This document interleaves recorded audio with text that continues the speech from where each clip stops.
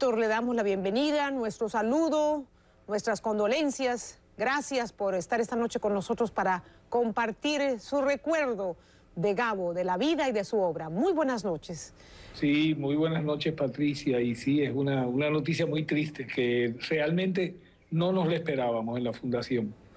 ¿Cuál fue la última vez que compartió con Gabo, Héctor? Fue en el mes de noviembre, hace ya 5 meses, en Ciudad de México. Y estuvimos allá y bueno, él estaba un poco disminuido, pero bien para sus 86 años, ¿no?, que tenía entonces. Y estaba muy bien. Yo además preparé el último libro que él hizo, ¿no?, que fue hace un año, que salió publicado hace un año, que es sobre Gabo periodista. Uy, maravilloso. ¿Por qué no nos cuenta detalles de eso? ¿Cuál era la crónica y cuáles eran las historias? La crónica detrás de la crónica. Porque sí, Gabo tenía un cuento para cada una de sus historias como periodista. Sí, bueno, pues realmente fue un libro de una selección, ¿no?, de crónicas de él, desde la primera que hizo a los 20 años y hasta el final. Y lo que es impresionante, ¿no? Yo estuve con él escogiendo también fotos para el libro en su casa y era interesantísimo porque él siempre estaba bromeando, ¿no?, sobre las fotos, sobre la selección, haciendo que nos recordaba las fotos y era siempre un hombre muy humorístico, ¿no?, y muy caribeño en ese sentido. Quizás también la anécdota más interesante es que yo fui una vez para entrevistarlo para el libro. Ajá. Y realmente salí con una entrevista de Mercedes, ¿no? Claro, claro. Y era típico allí, ¿no? Es decir, finalmente salí con una larga entrevista de Mercedes de horas y horas y cuando realmente veía entrevistarlo a él. Y así era mucho, ¿no? Además, no se acordaban sobre la fecha y no llegaban a ponerse de acuerdo, ¿no?, sobre la fecha en que se encontraron, la fecha, el casamiento sí, pero no la fecha en que se encontraron, y siempre había, ¿no?, esa especie de desorden agradabilísimo, ¿no?, de estar con ellos. Ahora, literariamente, Héctor, sí, ¿cuál es el aporte? O sea, es como una pregunta redundante después de todo lo que hemos dicho de Gabo, pero ¿qué es lo que más tú destacarías de Gabo como escritor?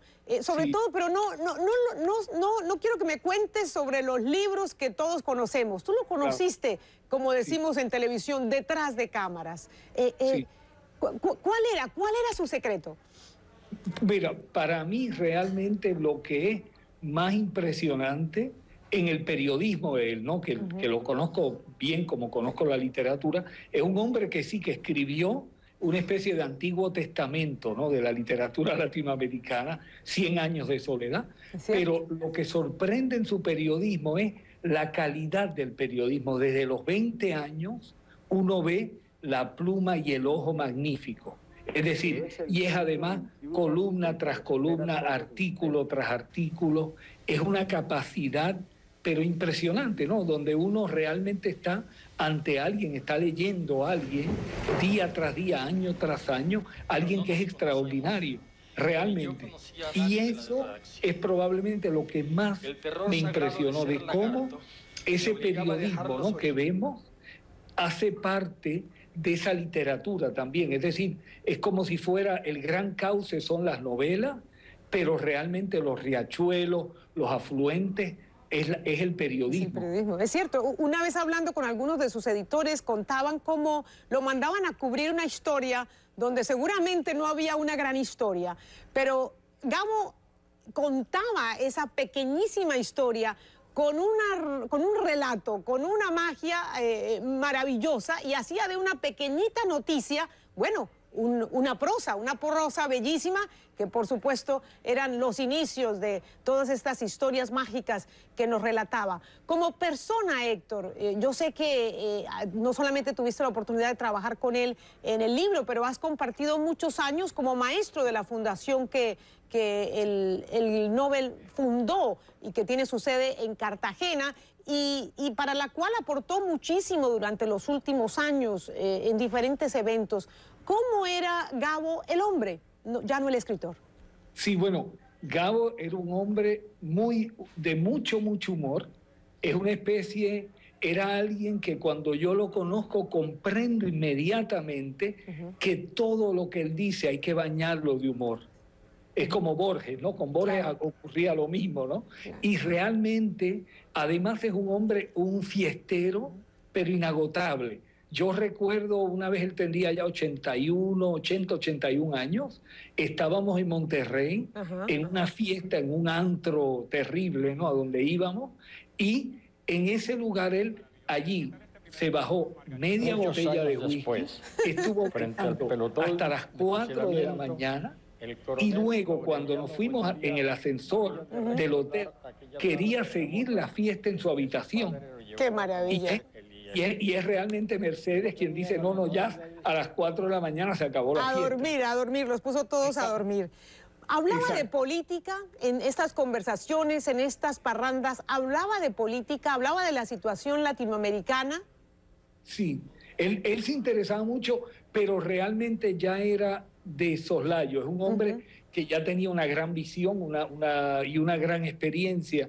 Así que realmente él, pues, emitía opiniones por aquí, por allá y eso, pero sí era un hombre también que hacía muchos actos puntuales, ¿no? Muchas acciones puntuales muy específicas, ayudar aquí, ayudar allá, ayudar aquí, y eso uno lo veía, lo notaba siempre.